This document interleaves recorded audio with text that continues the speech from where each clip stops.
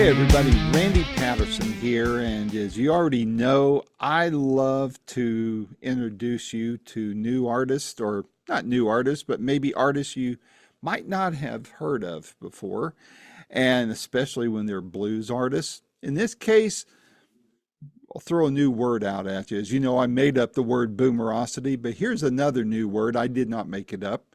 Bluesicana. It's the blues and Americana, or Americana, however you want to pronounce it, combined. And that is well represented in this album that you see behind me. It's by David Starr, and the name of the album is Must Be Blue. And it is a phenomenal, phenomenal album. I fell in love with it the moment I heard it. And I think you're really going to like it. David hails from Western Colorado. And when I talked to him, he is visiting family in Arkansas. And we just had a great chat, chatting about this new album, the previous album, his career, rare guitars. He owns a music store or a guitar store south of Grand Junction. And we just had a great time. I think you're going to want to eavesdrop in on this one.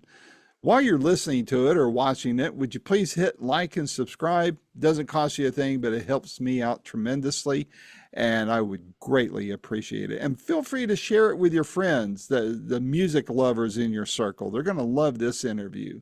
So without any further ado, here is my first of what I hope are many more interviews to come with David Starr. Until next time, this is Randy Patterson with Boomerocity. Take care. Can you hear me? I can hear you now. How you doing, David? Okay, good. Good. Let me get this thing, get some volume here. How about that? You sound perfect to me. Okay, good. Well, I'm on this little quick trip to Arkansas to see family and to play a gig tonight, and I didn't bring a laptop, but I have an iPad that I haven't used for Zoom in a while, so Oh boy. luckily, well, I had Played the that phone. risky, huh? I had the phone in case, but you never know with Okay. this stuff. So, well, thank you for having me. I love the Well, backdrop, man. That's I nice. thought you might like that. So Yeah. I was reading up on you, and so well, first of all, you're saying you're clicking in from Arkansas, correct? Yes, Fayetteville, Arkansas. Fayetteville. Okay. Well, I Yeah. worked for about 4 years up in Bentonville. I was in high tech, and there's some little small retailer headquartered up there in Bentonville, and Yeah. probably That's never where I'm heard playing. of them. I'm playing up there tonight, actually, and Oh, really? Where at? yeah. Well, there's an old theater a guy's repurposed. He calls it Meteor Guitar Gallery, and Oh, it's got a bunch of guitars hanging around. I'm not sure if it's a real guitar outlet or not. I'm not certain about that, but they've got a venue, and there's this group does a monthly songwriter in the round kind of thing. And I did it once how fun. before, and then months ago said, could I, I'd like to do it again. Any excuse to come down here is to see my daughter and the grandkids, so There you because go. that's where I grew up. Yeah, I read that. That's Yeah. here in some of those places you were at. But gosh, I haven't been up in Northwest Arkansas in probably, gosh, 17, 18 years. It's been a while. So, It's but, Bentonville. Bentonville has become this. Well, when you got enough money to prop things up, you can kind of make it whatever you want. And it's really, really booming up there. yeah, yeah. Yeah, They had just built that outdoor mall probably a few months before I took a right. different position back in Dallas. But yeah, it was an experience for me there. I wouldn't trade it for anything. It was I Good. learned a lot while I was on that account. But I understand you're also from Western Colorado. That's where you live most of the time, right?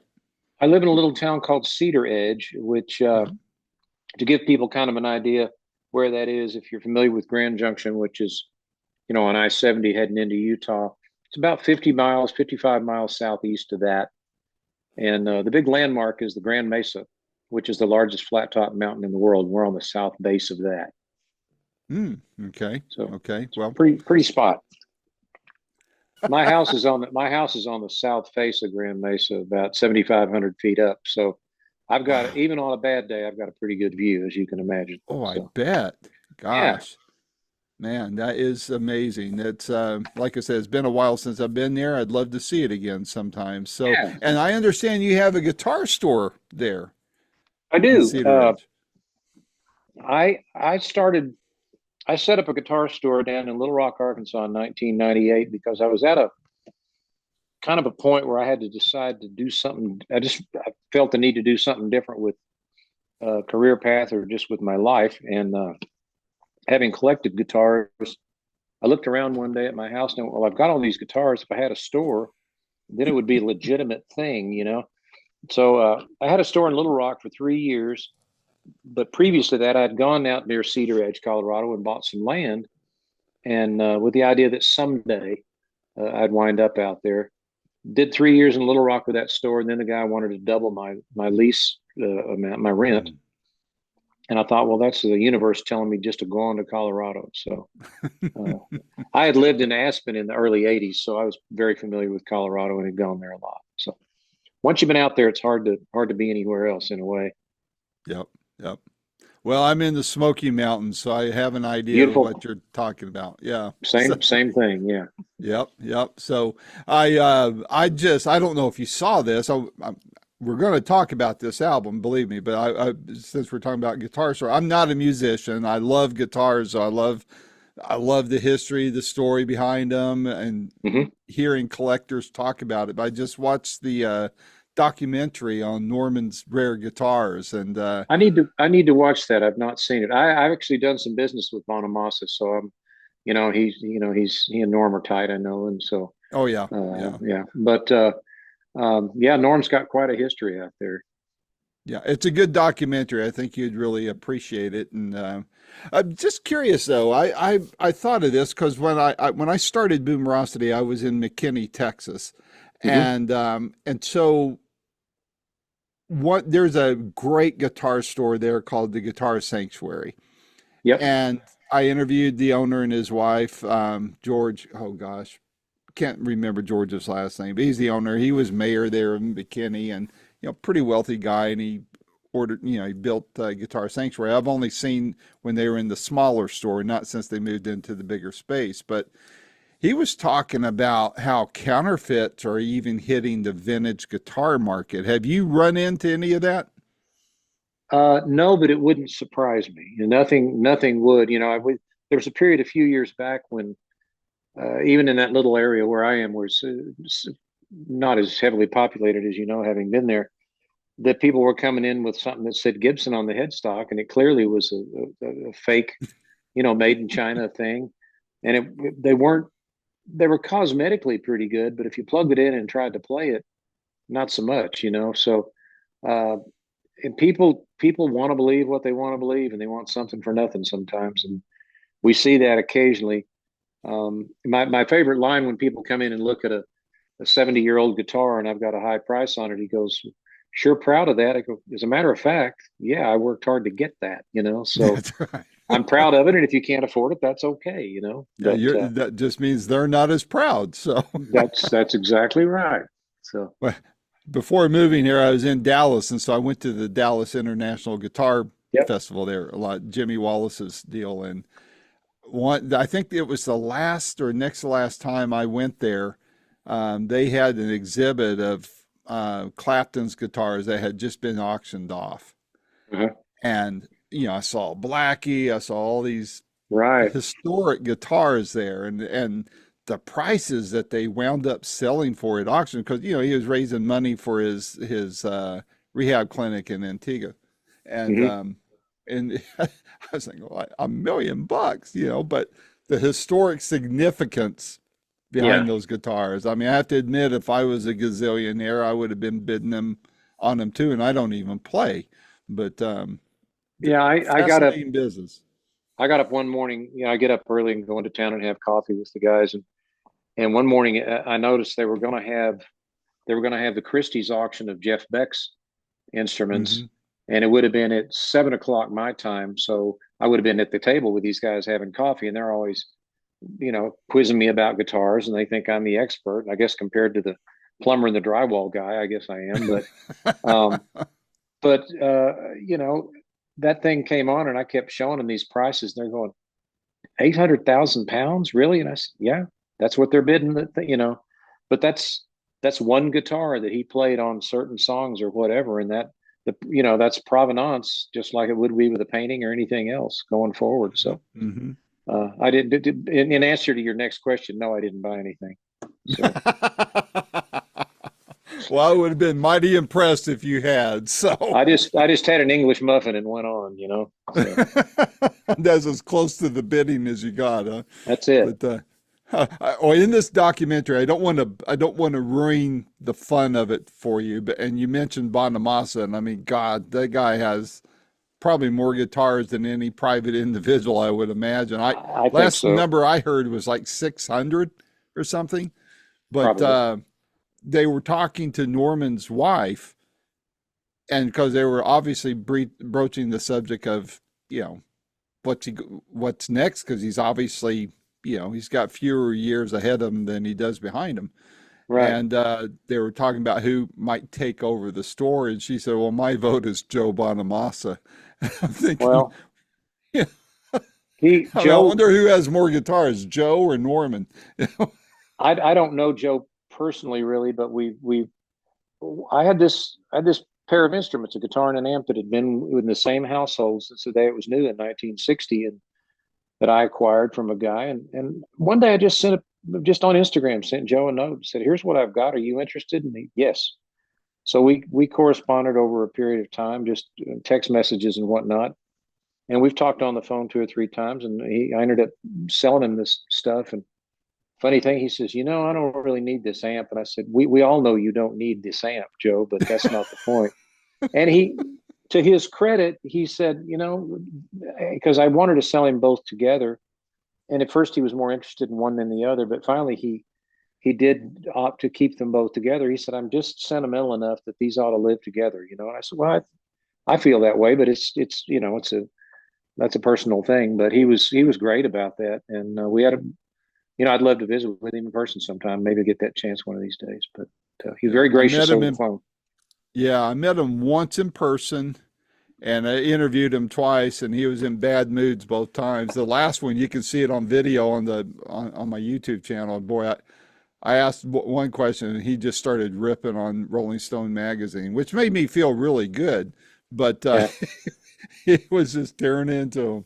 But Well, I don't anyway, believe in it. I don't believe in being in a bad mood. So we're just not gonna, well, so none of far I that. don't sense that from you. So, Good. well, hey, I love this album of yours, man. Thank you. Thank you. It is fun.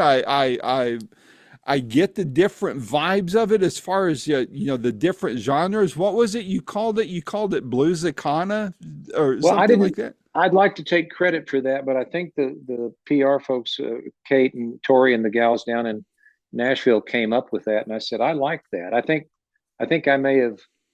Um, I bought into it once we got the spelling down. We weren't sure how to spell a word that doesn't exist, but we came up with a spelling that made sense. But I think what happened was, I grew up playing in bands, and so these songs, I would have been primarily a drummer back in the day because that's my first instrument. I was a singing drummer, and so all this stuff is really up in here in my DNA and all that. And I've always played it, but in the last 15 years or so, I've really focused on being a solo acoustic artist for the primary reason that I wanted to challenge myself to do it, see if I could do it, and B, it's just not tenable to haul a band of grown men around anymore if you don't have a big budget, and I Right. don't. Uh, so anyway, what happens is you get to this you get in this place where you're really an acoustic artist with the soul of somebody that wants to play in a rock and roll or a blues band. And so when we went in the studio, instead of pushing on one to the side and leaving the other, out there, we just combined them both. So a lot of the guitar parts are acoustic on an album that normally, on a blues album, you might not have any of that typically. Hmm. And then my friend Eric Stuckey that plays with me a lot on mandolin, I love playing with him. So I said, come in and play on this stuff. So it's this weird kind of meshing of those two things. Well, it works. It Thanks. really works. Good.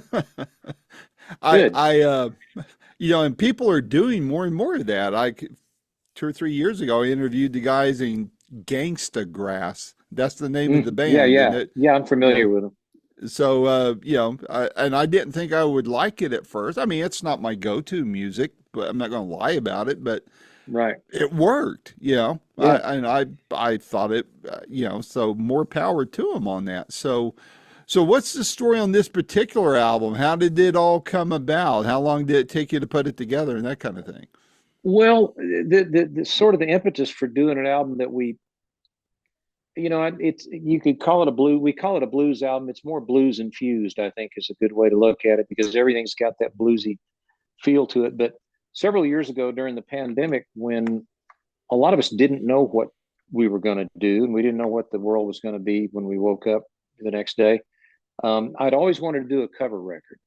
And so I had this big long list of tunes I'd either played or thought about playing or really wanted to get around to playing and recording. So during the pandemic, I would drive from Colorado, would take the 2 day drive down to Nashville, and we'd record. And then I'd go home. So uh, fast forward, this album came out called Touchstones, and it was all the songs were covers except for one. Well, the ones that seemed to resonate the most with people were the blues, um, sort of the bluesy ones. There was a version of Statesboro Blues on there. There was old Gladys Knight tune called "I've Got to Use My Imagination." That while it was more of a soul tune when she did it, we put the blues spin on it. So long story short, we had so much fun doing it and got an audience reaction. Which, if you can get those two things, maybe you're onto something. And I said, well, let's follow that up with something that's kind of straight ahead bluesy, and that's how we ended up. It took about a year to get it made, just between me going down there and touring and all that stuff. So it's been done for quite a while, and the cool thing was that Quarto Valley Records got wind of it and listened to it and really liked it, and they've been really gracious to take me on and help put the record out there. They're a great label. They really Yeah, are. I've interviewed probably most of their roster, and I mean, it's class act all the way. I mean, and Bruce is a great head of that, and you get these guys that love the music that head yeah, these labels up or start these labels. You got him, you got Mike Zito, people like that, and right. they're all doing great by the artists, and that's good to see. How was this? How was this album different for you in putting it together compared to anything else you've worked on? Well, more and more, I've been working with I've had the good fortune to work with a couple of people on albums. Um, the two people in particular who've helped me a lot. John Oates was one of them because I've done two records with John, Hmm. and that helped me in a way that's completely different than working with Mark Prentice, who I've worked with on this one and two or three others. Mark's Mark's history as a session musician and musical director for the Rascals and Olivia Newton-John, Don McLean, and a lot of people. He's got an arranger's ear and a session guy's sort of sensibility about how to put the session together, how to populate the band, and John does too. But in this instance, it was his idea to bring Reese Winans in. I said we need a keyboard player on this record. He said, "How about Reese Winans?" And I went, "Well, yeah, And Reese didn't know me, but we know each other now. And I knew him from Joe's band and from Stevie Ray's, his history with Stevie Ray, but I didn't even Right. know he lived in Nashville. So I think I've learned a lot. I've recorded all my life in one way or another because I grew up with reel to reel 4 tracks and kind of grew through the ADATs and the hard disk machines and Pro Tools and all that stuff. But what I've learned to do through all of this is just turn it over to somebody, let them push the buttons, even though I love the technology, let them do all that and just let me sing and play, which once I did that, I think I got better at it. I think the records got better, you know? So, but to do that, you got to trust the person you're working with. So with John and with Mark, it's been a trust thing that I just didn't question, it was great. Well, to trust, you have to pick them right too, because Yeah. it could go sideways if you don't. So I just haven't had a bad experience with anybody in the studio. I hear horror stories all the time, but man, I love it. I look forward to it. One of my favorite things in the studio is when we break for lunch and I get to hear stories of the road from these guys, you know. yeah, It's yeah, it's a lot of fun. So, yeah, for sure. Well, were there any surprises when you were working on this album? um I think I was surprised about how well it all just came together, and nobody, this idea that it would be this blues kind of thing, nobody questioned that. They all went, well, that's cool. Let's do that, you know. So it seemed like a real natural thing. And some of these people I had worked with prior, like some of the guys that had been in the band when John Oates worked with me on those two records. So we knew each other from that, I won't say other life, but that other feel on the record and the other sort of vibe. And they picked Hmm. up right away on the fact that, I mean, they bought into the idea that I could sing this stuff as well as I could sing the other, and that's really the bottom line, I guess. But and that's the thing. I've really worked hard on my singing voice. I don't smoke or drink. I don't. I just take care of it, and I think if you can keep that going, that's the bottom line.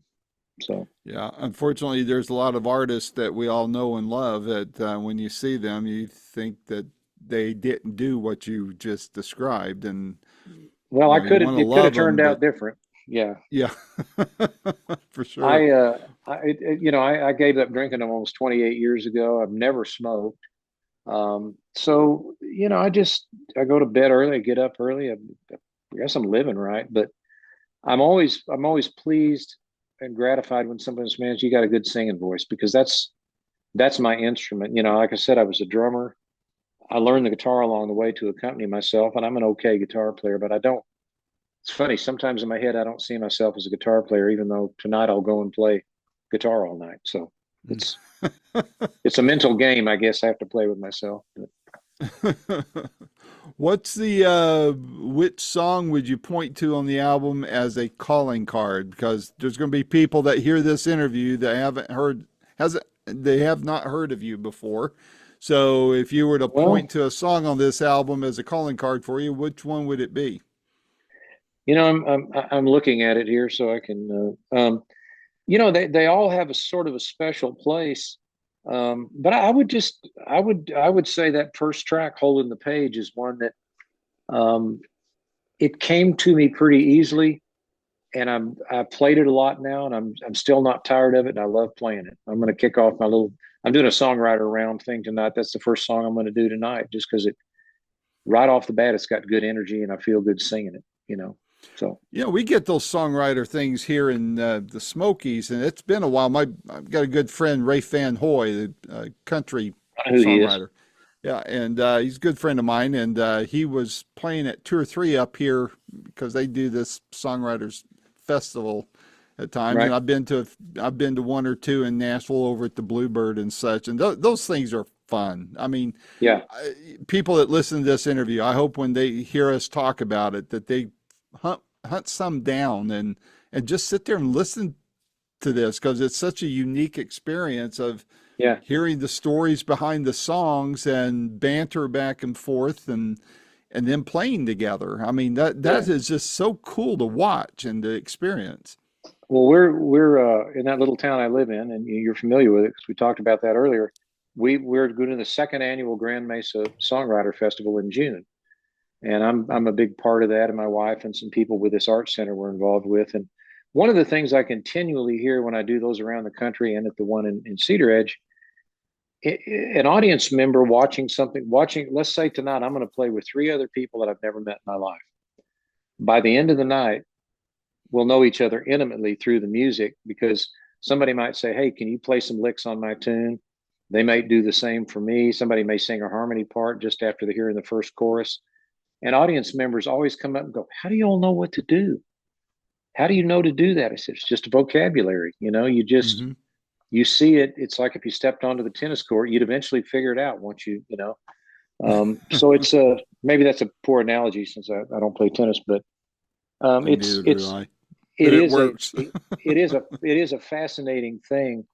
But it's if you're a good listener and you've got a little bit of skill on the instrument and with your voice, you can dive in there and make yourself part of a song you may have never heard. I'll give you a good example if you have time. Yeah. I did an event like that in Denver 10 years ago. And it was me and two other people I sort of knew, and then Richie Furay from Poco and Buffalo Yeah. Yeah. Springfield.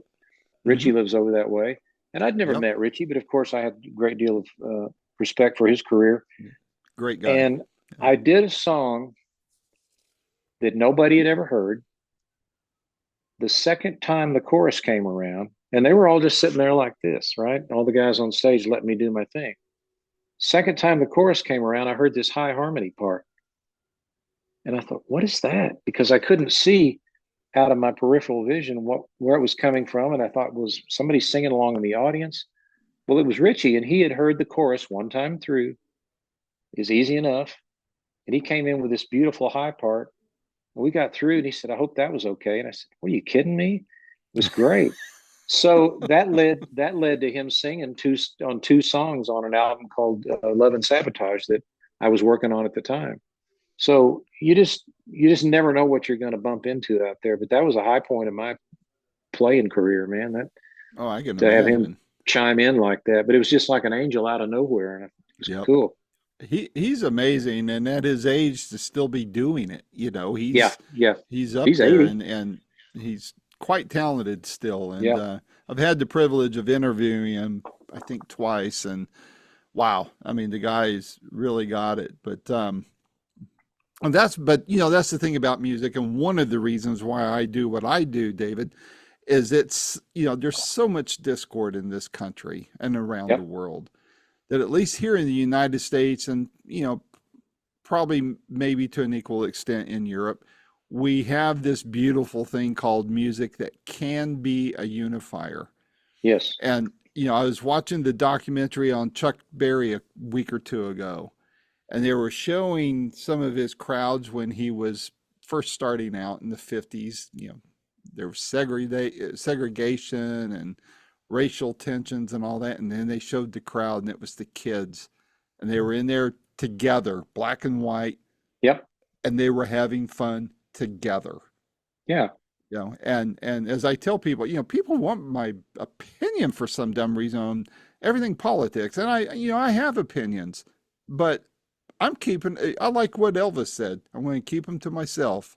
He said, I'm just an entertainer. Me, I'm just an interviewer. I'm not a journalist. I'm an interviewer. I get to talk to people like you. Let's keep it unifying. Let's keep it yep. positive by just I agree. focusing on the music. Well, there's a whole machine out there that likes to divide us, and I don't want to buy into that nonsense. And I think I think as I was talking to my friend Jeff Hanna from the Dirt Band years ago about something, and he said, I love this. He said, yeah, there's no percentage in that, meaning there's no point in bringing that up, whatever it was, at the time. But um, yeah, music's a beautiful thing. And I've sung to an audience, and some are thinking one way and some are thinking another, but they're all singing along by the end of the night. That's what I want. Yeah. Just for a minute, Yeah. they're all together. That's So, right. And, if we can get a lot of those minutes to happen in their lives, we've made the yep, world a better place. here, But here. you're talking about the crowd, though. What is your you play a lot. You'd be able to you're an intelligent man that obviously, and you seem that like you have your thumb on the pulse of things pretty well. What is your fan base basically made up of? What's the demographic of your I'd crowd? say it's older people. What I have come to accept and understand is that at 68 years old, I'm not going to be a rock star. That's fine. I can't stay up that late, but I love to play live. In a busy year, I'll play 60 times a year, maybe. And for a guy that does building renovations, runs a guitar store, is on a board of an art center, I'm in the travel in between. That's enough. Now, this year, I'm Yeah, not playing quite that much. I had some medical stuff with my wife early this year that we've gotten taken care of. She's much better, but you know, you good. you got to figure out what you need to take care of at home. So I've tried to not book myself too far and wide this year. But what I like to do, and one of my favorite things, I've kind of sworn off playing in bars where there's a TV all over the place with soccer games on. I'm not going to do that anymore. I've done Hmm. that. I love playing listening rooms. I like to play to 50 to 200 people, whatever it is, house concerts. I do a lot of that.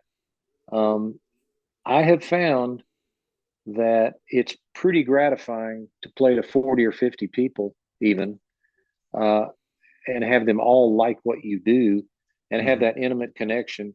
I do opening stuff. I opened in Grand Junction over the last couple of years, once for Jim Messina, once for America. That's 1,200 seats. That's a lot more fun. That's a different kind of fun. Yeah. But I just want to connect with people and tell the story behind these songs and hear what they have to say about it. And it's not the 18 to 34 crowd. I can tell you that. Although once in a while, but Yeah. Well, it's you people. know, blues are hitting younger people, and they're Right. learning about it and appreciating it. You know. Yeah, with this record, that's a I could angle in there in a different way, but I guess I'm comfortable in my skin now. I don't not trying to be anything I'm not.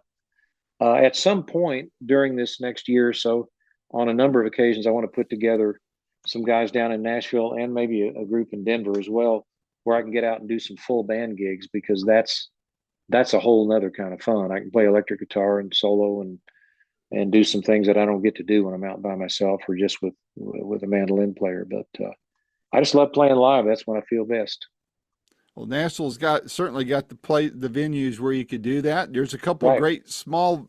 I mean, we have a listening room up here in Pigeon Forge where I live in right. Smokies, and there's the open chord in Nashville, and I'm sorry, in Knoxville. That's an intimate venue there, and I mean, surprisingly big names will come. I say big names, people like Jake Shimabukuro and people like that. Sure. They've played there, and so if you get to East Tennessee, if you go east of Nashville, you may as well come to Knoxville, right? Well, And yeah, I've and got a Pigeon little Forge. place in Nashville back when I could afford it.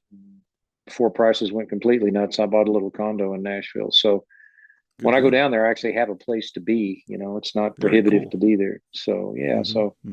I've been out to Knoxville and done the WDVX Blue Plate Yeah. special thing there with Red, and get out to North Carolina and Virginia once in a while. So we're out that way. My good friend Irene Kelly has a place in Gatlinburg, Oh, really? a Okay. little place that she rents out. Yeah, she's quite I'm a uh, she's quite a talent. I'm a couple miles up the road from Dollywood, so I Oh, can, okay. when they get the train going, I can hear the whistle, and when they do the fireworks show at closing time, I can hear it quite clear. So Well, that's all right. That's a beautiful part of the country out there. it really is. I'm blessed to be here. What would you like to eventually do that you haven't done yet musically?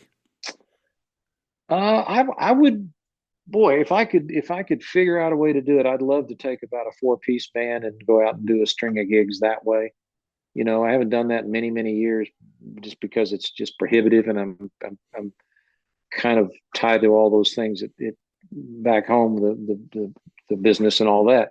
But that would be fun. It'd be fun to do it, but it's got to be comfortable. You don't want to starve to death out there like we did when we were kids. It's not, it was fun and romantic now, but now it would not be. Yeah. But something like that might be fun. We've talked about doing another one of these albums where we do a lot of cover songs. Although I'm looking here, four or so cover songs on this album, and um, but I want to leave behind a legacy for my grandkids where they go, okay, that's who that guy was. Yeah. Yeah. And I'm thinking of them because my job when I'm in town to visit is to show up right before school and take them donuts. So I take them a big old box of sugary donuts and send them off to school. And I'm sure the Let the teachers love it, teachers, but yeah, let them deal with the wired kids there at that yeah, point. I think more than anything, I just want to keep playing music. I don't.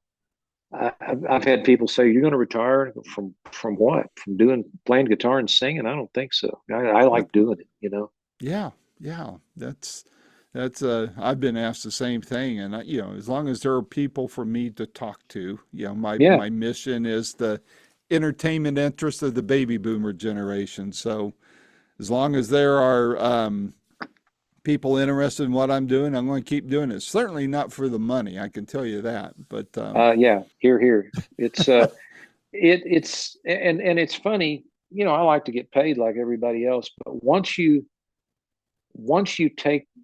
put that, and I'm fortunate. I'm in a place where that doesn't have to be as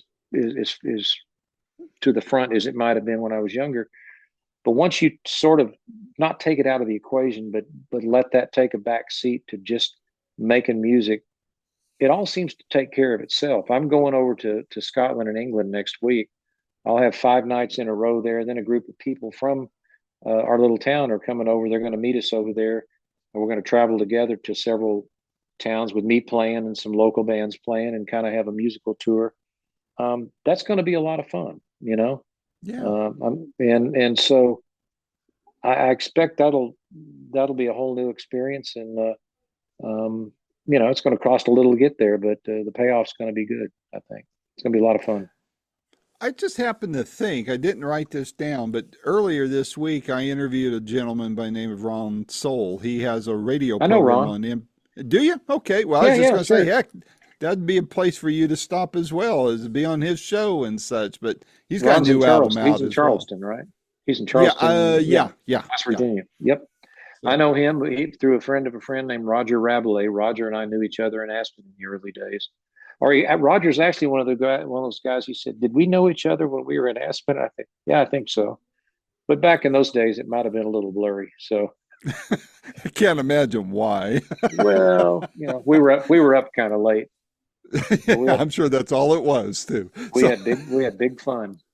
I bet. Well, David, this is a lot of fun. I appreciate you taking the time to chat with me. It's I know we've been kind of all over the map, but that's what I like, and Oh, my we did pleasure, talk man. about the album. But anytime you've got something going on, and you need help getting word out, I would love to talk to you again. And if you're going to be out this way and playing a gig, especially, let me know, and I'll make arrangements to be able to meet up with you. It'd be fun to shake your hand in person and be at one of your gigs. I will make a point of finding a gig out that way. That's the other thing about this. Somebody will say, "Well, hey, have you ever been to such and such?" And I'll go, "No." I said, "Well, come out here and see what you can find." So it's all about connection and connecting with people. So I'm real grateful for the time, and I appreciate that backdrop, man. That's I love that. Well, if you want it to use for your others, I'll be happy to send it to you. It was easy to Well, make. I took a picture of you, so if you don't mind, I might post and say we had a conversation if that's all right. Go right ahead. Go right Cool. ahead. This interview will post in the next. I'll shoot for next week, but maybe be the week after. I'm a one-man show here, so I do all the I editing understand. and everything. So, Well, you do a good job, and I'm really grateful for the time, man. Thank you so much. well, thank you, and we'll talk to you down the road. It's a deal, Randy. Thank you. All right, take care. Bye. Bye bye. Bye.